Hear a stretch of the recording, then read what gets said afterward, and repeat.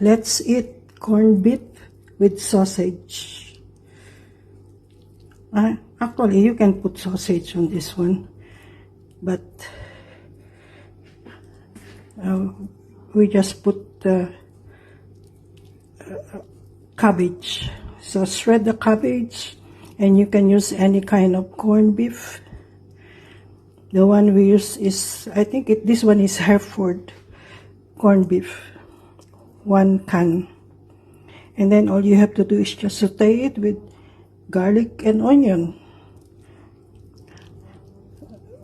Put the sausage afterwards, and you don't need to put any water, because once you put the cabbage, then it will become moist afterwards, because the cabbage, after you wash it, then it's got a bit of liquid on the cabbage itself.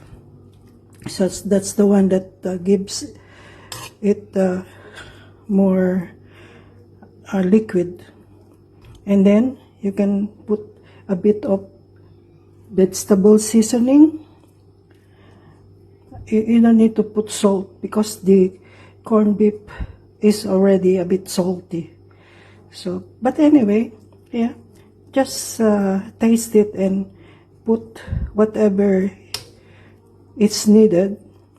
You can put additional salt or pepper in accordance with your taste. Okay, so just a simple dinner for tonight.